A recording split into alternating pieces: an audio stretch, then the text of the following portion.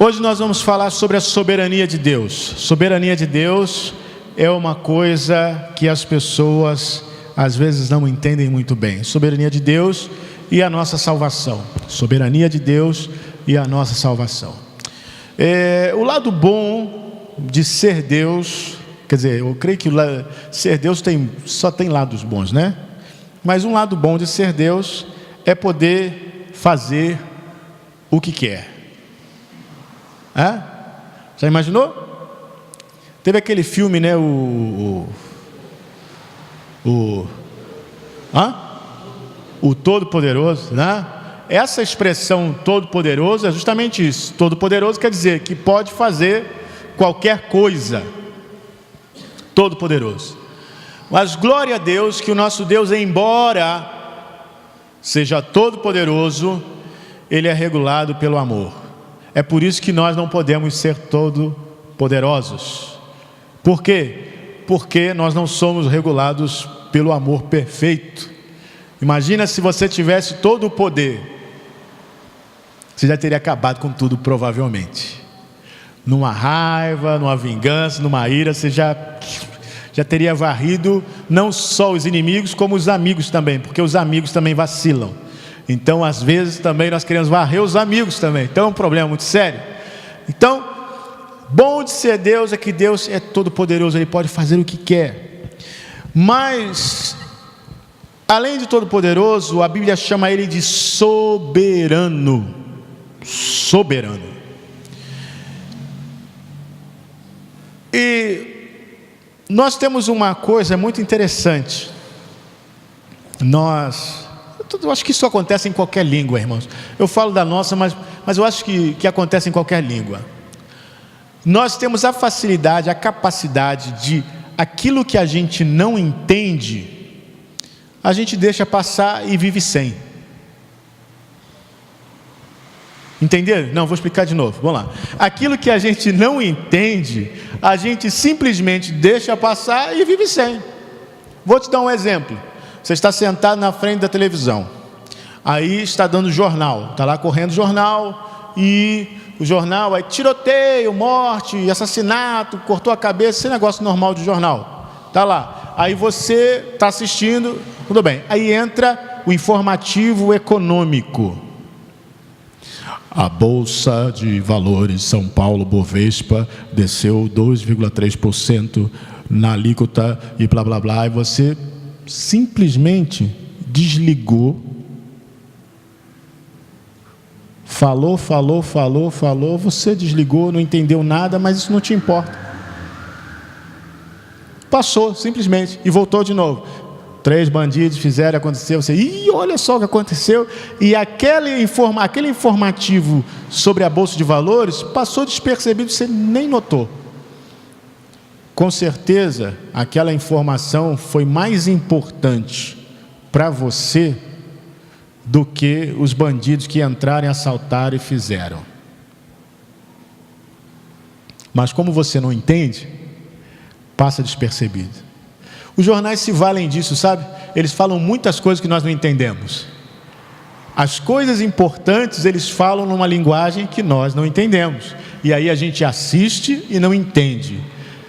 E eles falam assim, mas nós falamos. Mas 99% da população simplesmente não entende. Nós temos essa capacidade, isso é um problema muito sério. Mas o problema é quando nós trazemos isso para a palavra de Deus. Nós simplesmente passamos pelas coisas, não entendemos e tá bom. Mas por causa disso, alguém aqui poderia ter dúvida no significado da palavra soberano. Você sabe o que é soberano? Sei, pastor. O que é soberano? Isso aí, pastor, que o senhor está falando, exatamente. Então vamos lá. Soberano tem vários significados, mas eu quis pegar o primeiro, que é exatamente o que a gente quer, que se refere à pessoa de autoridade. Soberano é aquele que exerce o poder e a autoridade supremos. Entendeu? Pastor, eu entendi. Mas o que é supremo? Então vamos lá, vamos no supremo. Eu sabia disso, eu já trouxe o que é supremo. Supremo tem também vários significados, mas o primeiro é que interessa, que está acima de qualquer coisa. Isso é supremo. Então Deus é soberano, ou seja, Ele é que exerce poder e autoridade suprema, ou seja, poder e autoridade que está acima de qualquer coisa. Você talvez já tenha ouvido falar da soberania nacional, ou seja, a soberania nacional é algo que está acima de qualquer outro direito no país. Mas Deus, Ele é soberano e Ele é supremo, Ele exerce o poder supremo. Isso significa que Ele faz tudo o que lhe apraz. A Bíblia fala lá em Salmo 135, versículos 5 e 6. Salmo 135, versículos 5 e 6. Olha o que o salmista diz: na verdade, sei que o Senhor é grande, que o nosso soberano é maior do que todos os deuses.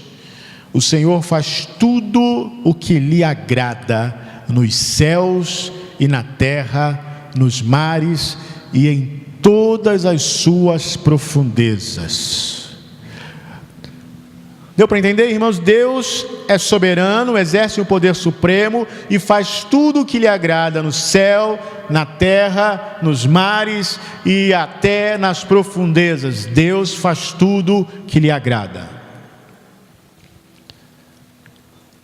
Ok, pastor, isso aí entendi. O que Deus decidiu na sua soberania fazer?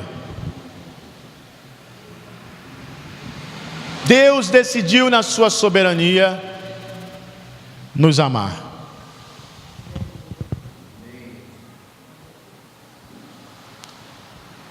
Tudo bem.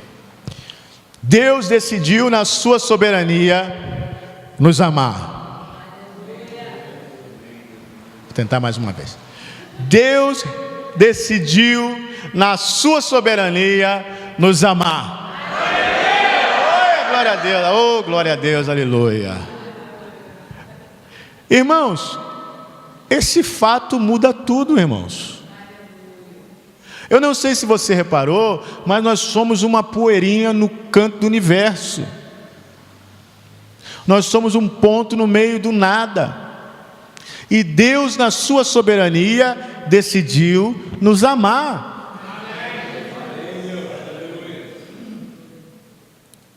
Nós podemos comparar a Deus, nós e Deus como nós e uma formiga, mas isso não seria a representação correta. Porque a formiga ainda pode nos picar e nos afetar. Nós não podemos nada contra o nosso Deus. Nós não podemos nem encontrá-lo se ele se esconder de nós. Se Deus resolver esconder a face por um minuto, nós não encontraremos Ele em toda a vida. Sabe por quê? Porque um dia para Deus é como 1000 anos. Então, se Deus esconde por um minuto, já vai ser mais do que a gente provavelmente vai ter de vida, e a gente não vai encontrar Ele. Então, na soberania dele, Ele decidiu nos amar. Na soberania dele, Ele fez aquilo que era improvável. Olha o que Provérbios capítulo 21, 1 diz.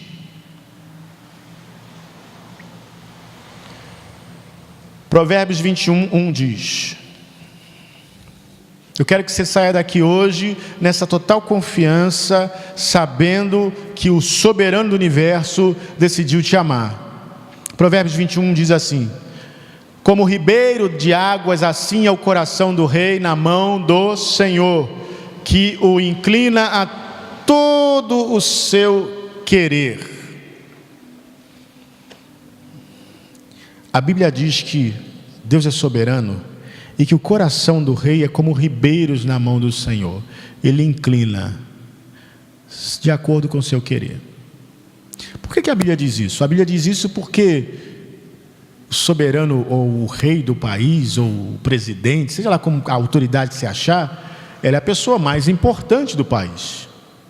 É a pessoa que governa sobre as nossas vidas. E a Bíblia diz que essa pessoa mais importante, o coração dessa pessoa é como um ribeiro de água na mão de Deus. Deus inclina para onde quer.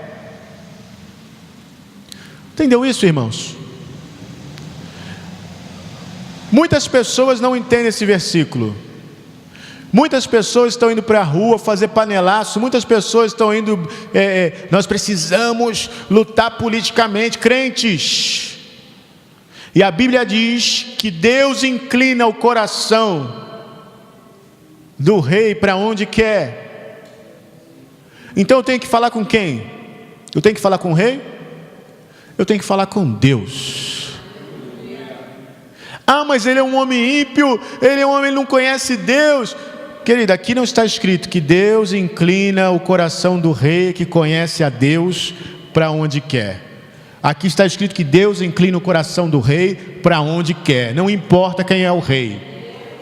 Eu vejo lá em Isaías, Deus falando assim: eis que levanto Ciro, meu ungido, Ciro, meu pastor. Ciro, aí você fala assim: Ciro devia ser uma bênção, né? Um homem de Deus. Ciro nem era do povo de Israel, nem conhecia a Deus coisa nenhuma, mas Deus falou assim: esse vai ser, irmãos, vai ser porque Deus quer, porque Ele é soberano e faz o que Ele apraz. Se o povo de Deus começar a orar e entender isso, Deus vai dirigir o coração do político que for para fazer aquilo que Ele quer. Amém? Eu creio nisso, irmãos. Eu creio nisso. O povo de Deus desconhece a força que tem, o poder que tem em Deus. Nós estamos achando, o nosso poder é o voto. Você acredita nisso?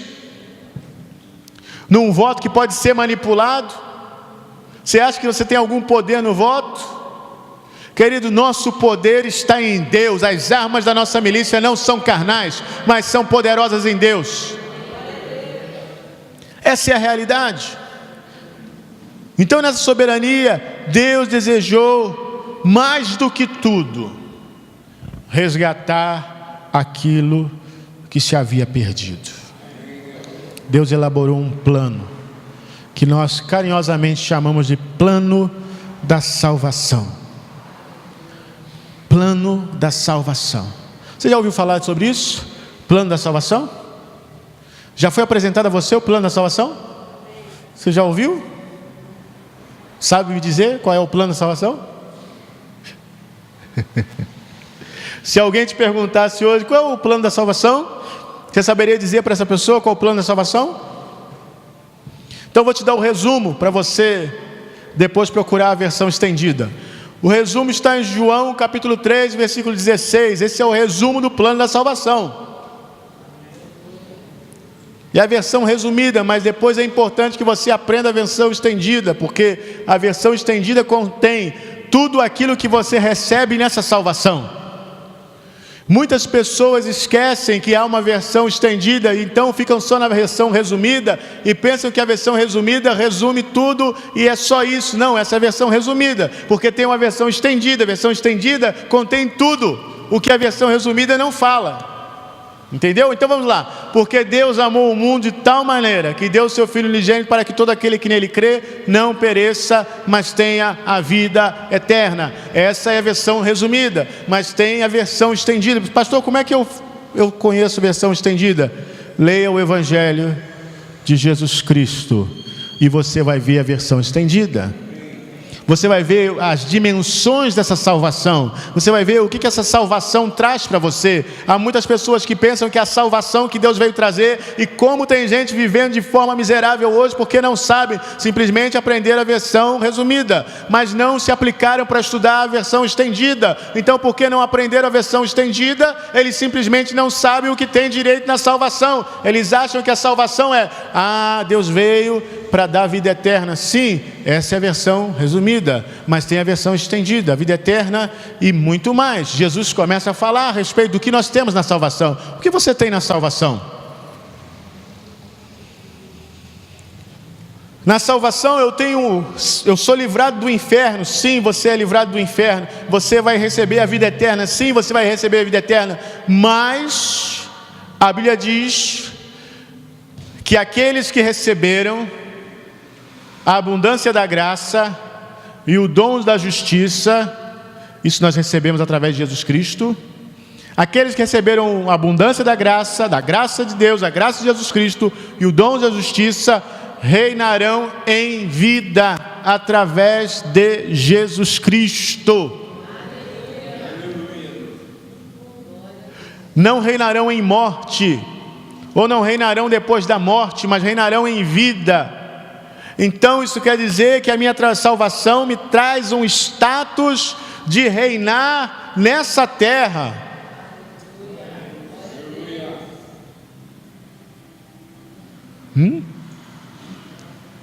De repente alguém vai olhar para você e falar assim: parece que tem um rei na barriga. Aí você vai falar assim: não, na barriga não, mas eu tenho no coração. Queridos, Deus nos chamou para reinar em vida.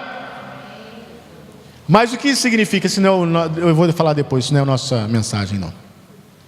Então, com base no conhecimento do homem, Deus estabeleceu esse plano. Por que Deus estabeleceu um plano de salvação? Porque o homem tinha se perdido, e para conquistar, trazer o homem de volta, era necessário um plano. Porque, irmãos, nós fazemos as coisas de maneira inconsequente, mas as coisas que nós fazemos não são tão simples de serem resolvidas. A mulher comeu do fruto, deu ao seu marido, e aí tudo mudou. Um ato simples, mas que mudou tudo. Mas como um ato tão simples poderia complicar tanto?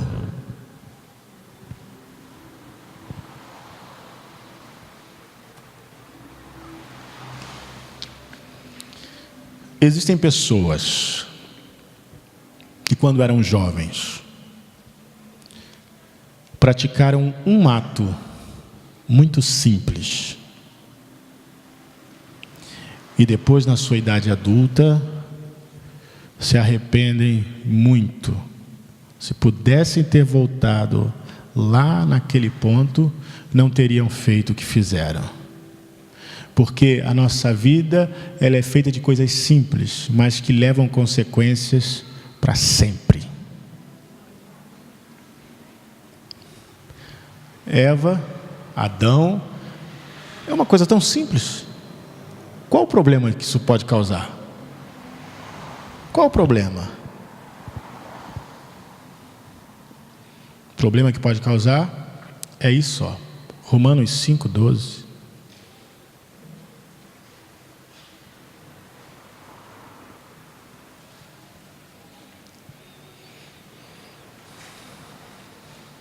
Que mal há nisso? Comemos de um fruto que Deus disse para não comer. Que mal há nisso? Portanto, como por um homem entrou o pecado no mundo, e pelo pecado a morte, assim também a morte passou a todos os homens, por isso que todos pecaram. Você reparou uma coisa? Quem foi que comeu o fruto primeiro?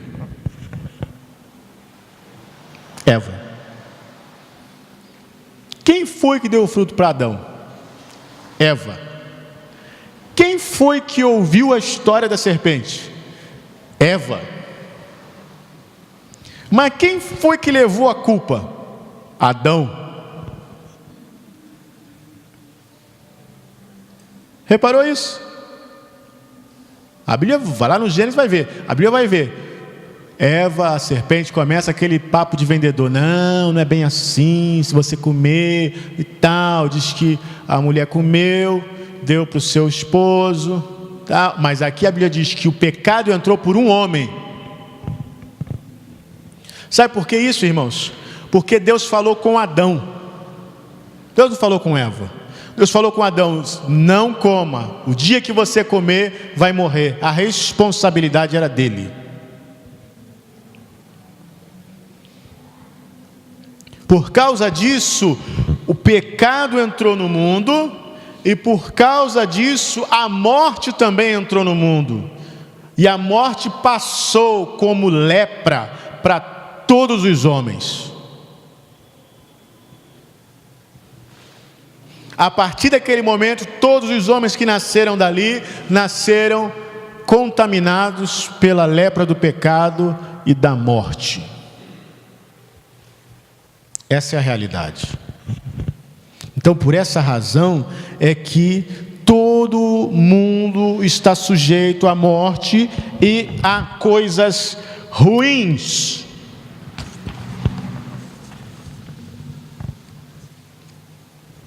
Romanos 3, 23.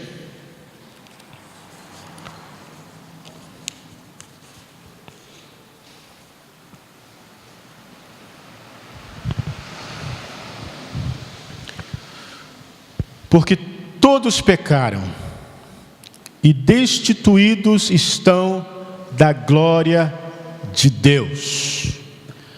Para que ninguém passe por esse texto batido, eu trouxe o significado de destituído. Destituído significa que foi retirado ou afastado de alguma ocupação, de um ofício ou função, demitido. Porque todos pecaram, todos foram demitidos, afastados, retirados da glória de Deus. E a glória de Deus, irmãos, é a presença de Deus. O homem falava com Deus face a face. Por causa desse pecado, ele perdeu isso. Desprovido, privado de alguma coisa. Mas glória a Deus, Deus elaborou um plano. O plano seria: o homem pecou, ele tem que morrer. O homem pecou, tem que morrer, porque o pecado é pago com morte. O pecado gera morte. Então, todo que peca tem que morrer. O homem não pensou nisso, mas era isso que ia acontecer. Pecou, tem que morrer. Mas Deus estabeleceu um plano. Eu vou fazer uma troca. Eu vou oferecer alguém no lugar do homem, para que o homem não tenha que morrer. E aí ele envia Jesus Cristo, seu Filho, para ser essa troca, ser o Cordeiro de Deus que tira o pecado do mundo. Sabe,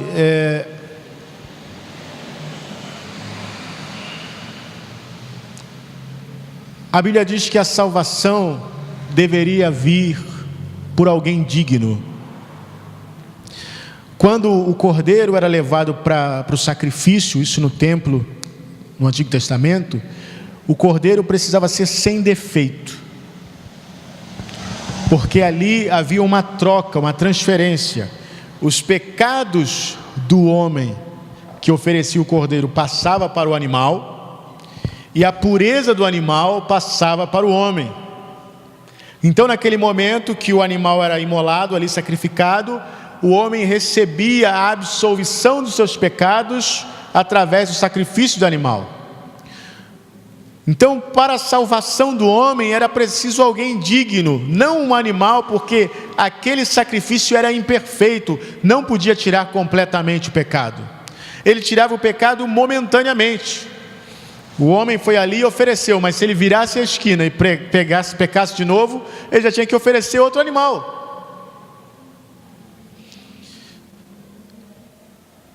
Mas eu quero que você faça a leitura de um texto agora,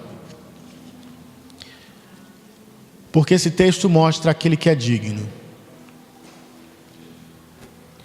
Apocalipse capítulo 5.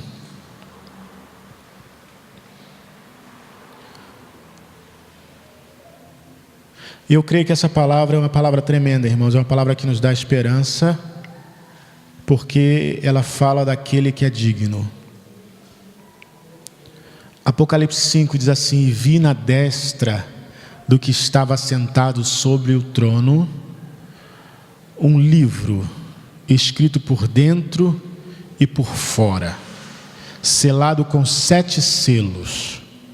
E vi um anjo forte bradando com grande voz: quem é digno de abrir o livro e de desatar os 7 selos? E ninguém no céu, nem na terra, nem debaixo da terra podia abrir o livro, nem olhar para ele.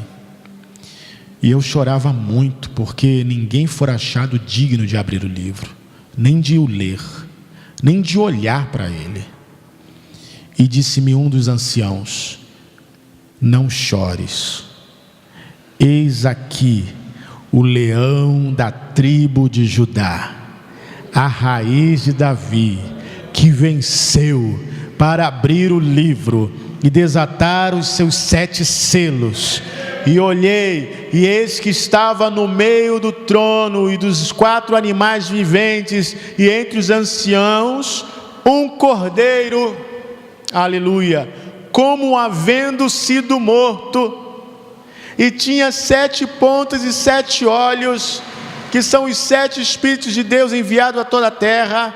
E veio e tomou o livro da destra do que estava sentado no trono, e havendo tomado o livro, os 4 animais e os viventes e 4 anciãos prostraram-se diante do cordeiro, tendo todos eles harpas e salvas de ouro cheias de incenso, que são as orações dos santos, e cantavam um novo cântico, dizendo: digno és de tomar o livro e de abrir os seus selos, porque foste morto, e com o teu sangue os compraste para Deus, de toda a tribo e língua e povo e nação, e para o nosso Deus nos fizeste reis e sacerdotes, e reinaremos sobre a terra. Aleluia!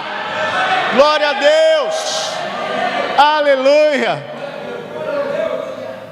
Aquele que é digno de abrir o livro, de abrir os selos, o leão da tribo de Judá, a raiz de Davi.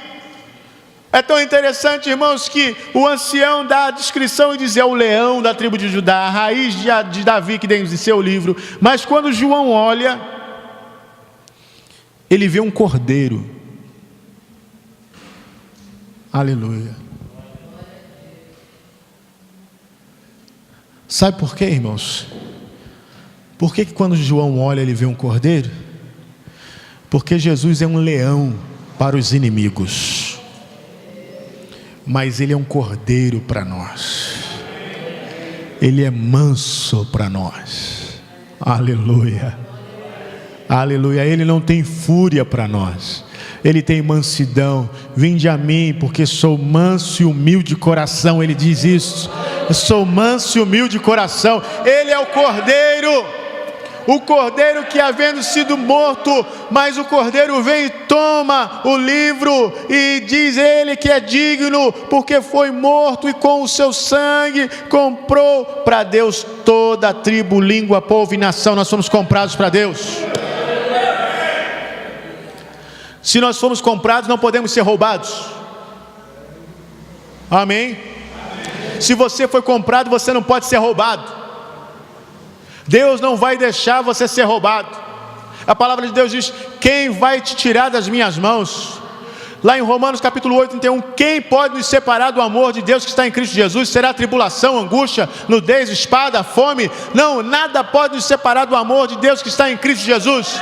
Nós fomos comprados, não podemos ser roubados. Aleluia. Aleluia. Até tive uma ideia, eu vou fazer uma camisa dessa. Eu fui comprado, não posso ser roubado. O povo vai gostar. Eu fui comprado, não posso ser roubado. E é verdade, nós somos comprados, não podemos ser roubados, porque estamos nas mãos de Deus. Aleluia. Esse é o plano, irmãos. O plano é o seguinte: olha só, diabo, você enganou o homem teria que morrer, mas eu vou morrer no lugar dele. E agora você não pode mais matar o homem.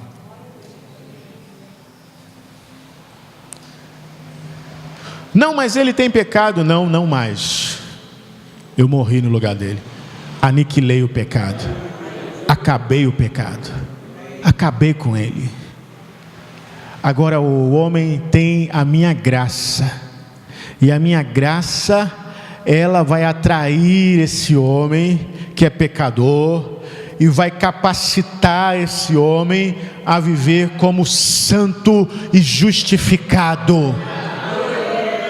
Esse homem vai ser resgatado e vai viver como santo e justificado.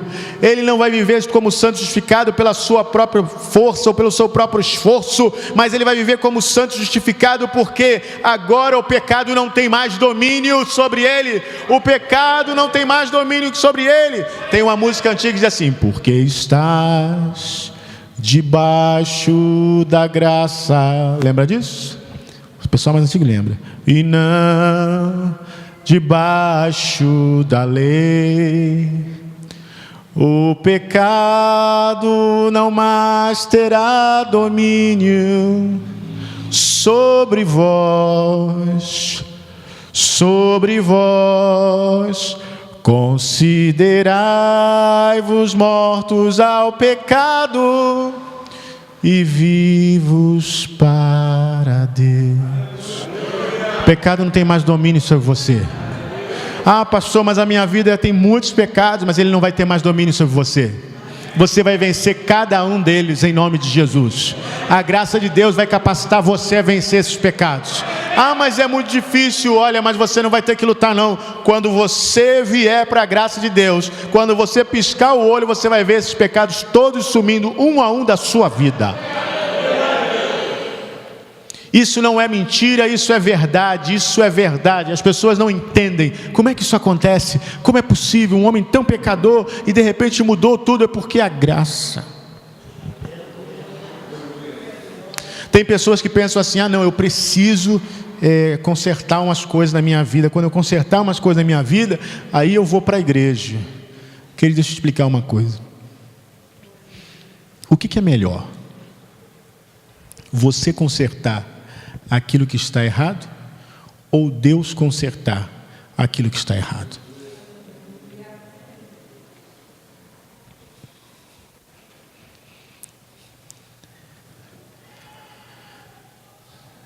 Olha só, deixa eu tentar explicar de uma forma melhor. Eu não sou pedreiro, mas caiu um reboco lá na minha casa. Eu falo assim: bom, isso não deve ser difícil. Vou comprar um cimento, pegar uma terra qualquer, um negócio qualquer, fazer uma misturada aqui e vou fazer esse. Pode até ficar, mas quem olhar vai falar assim: quem foi que fez isso aqui? Ah, fui eu que fiz. Ficou bom? Pastor, não pode mentir pro pastor, né? Pastor, o senhor não sabe muito de obra não, né, pastor? Sabe por quê? Porque eu não sou especialista. Eu posso até fazer, mas vai ficar um remendo. Mas quando eu chamo um especialista, ele faz o negócio perfeito. Embora a vida seja nossa, nós não somos especialistas na nossa vida. Se fôssemos, não precisaríamos de mais nada nem de ninguém. Mas os anos já se encarregaram de provar para nós que nós não somos especialistas na nossa vida. Se fôssemos, nós resolveríamos os problemas da nossa vida, o problema da vida dos outros, mas nós não conseguimos. Mas Deus, Ele é o fabricante. Então Ele pode consertar perfeitamente. E eu vou dizer mais: Ele não simplesmente conserta, Ele restaura. Restaurar é trazer o estado original. Então, se Deus for aquele que for consertar, a sua vida vai voltar ao estado original. É isso que vai acontecer. É por isso que você precisa confiar na graça de Deus. A Bíblia diz: vem como estás. Vem como estás. E Deus vai consertar e endireitar os seus passos. vem do jeito que está, vem bebendo, vem fumando, vem se prostituindo, vem do jeito que está, mas Deus vai mudar os seus passos. Vem do jeito que está e Deus vai te consertar, com certeza. Olha,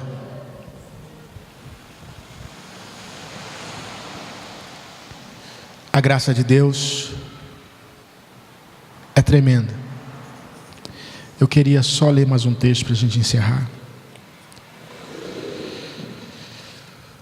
Esse texto está em Romanos,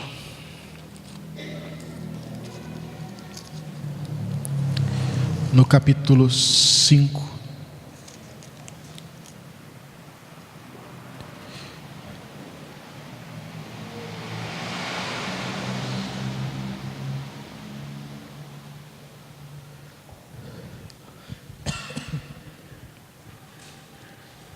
Versículo 8.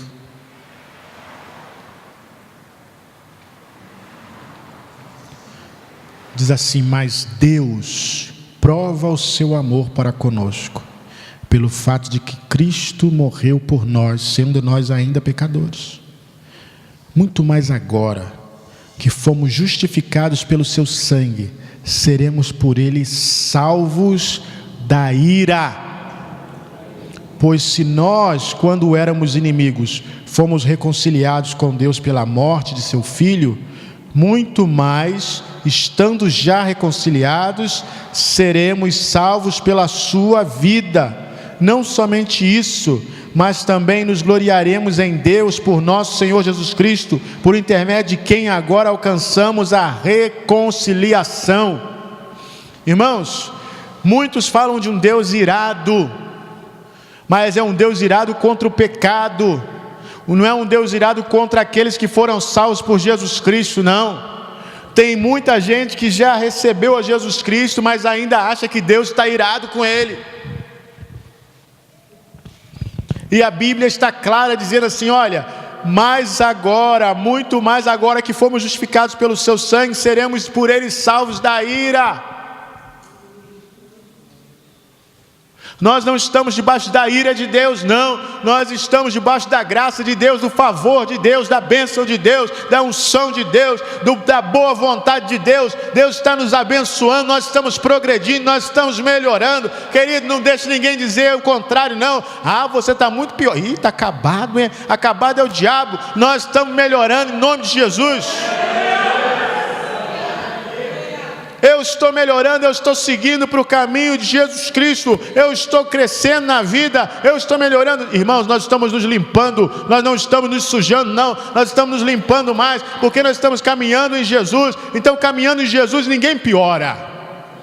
Caminhando em Jesus, nós sempre melhoramos. Caminhando em Jesus, nós sempre vamos para frente. Caminhando em Jesus, nós sempre vamos deixando para trás. Paulo fala: deixando para trás as coisas que para trás ficam, eu sigo para o alvo, para o prêmio da soberana vocação. É isso que eu faço, me esquecendo daquilo que fica para trás, porque eu estou indo para frente, eu estou melhorando.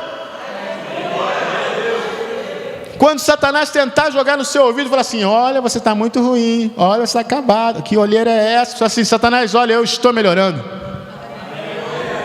Deus está me aperfeiçoando, Deus está agindo em mim. E mesmo quando você cair num pecado, você vai falar: eu sou justiça de Deus em Cristo Jesus. Eu estou melhorando, eu estou melhorando em nome de Jesus. As bênçãos estão vindo na minha casa, a minha casa vai melhorar em nome de Jesus. Eu estou melhorando em nome de Jesus. Alguém pode se atrever a dizer: pastor, isso é confissão positiva? Não, isso é confissão da palavra.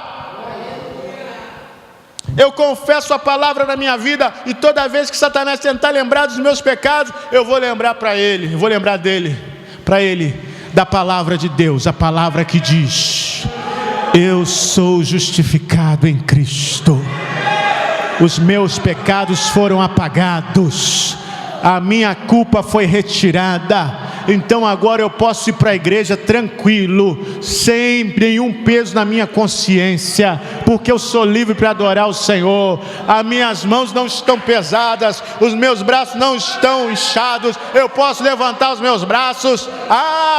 Paulo fala assim, olha, todo homem ora em todo lugar levantando mãos santas. Aí eu falo assim, minha mão não é muito santa. A sua mão é santa porque Jesus santificou. A sua mão é santa porque Jesus capacitou a ser santa. Então é assim. A palavra pergunta, quem subirá ao monte santo do Senhor? Aquele que é puro de mão e limpo de coração. E você pensa, mas eu não sou tão limpo de coração assim. É assim porque o sangue de Jesus te lavou. Então o sangue de Jesus te lavou, você fica limpo.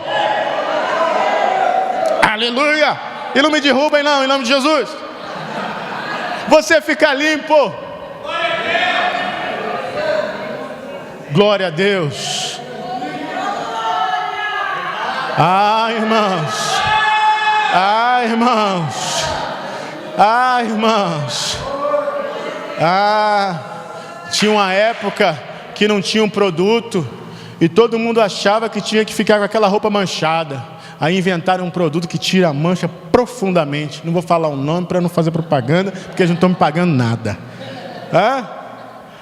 Mas hoje tem muita gente pensando que tem que ficar com a roupa manchada. Aí está andando manchado do pecado. Eu tenho que andar manchado do pecado. Mas porque eles não sabem que o sangue de Jesus limpa profundamente. Quando eles entenderem que o sangue de Jesus limpa profundamente a mais profunda mancha de pecado, eles vão vir correndo para Jesus. Eles vão vir correndo, eles vão ver, eu posso vencer isso, eu posso vencer o vício, eu posso vencer a prostituição, eu posso vencer o pecado, eu posso vencer a mentira, eu posso vencer a miséria, eu posso vencer em nome de Jesus. Quando o povo souber que a graça de Deus está livre, disponível, liberada, irmãos, vai ser uma revolução, vai ser uma revolução. Nós vamos ver as multidões vindo para Jesus, nós vamos ver as multidões se vindo para Cristo, aceitando a Jesus. Sabe por que tem muita gente lá fora? É porque eles acreditam que está tudo perdido. Mas nós temos que informar para eles, não está tudo perdido. Jesus pode consertar tudo. Aleluia. Aleluia. Aleluia.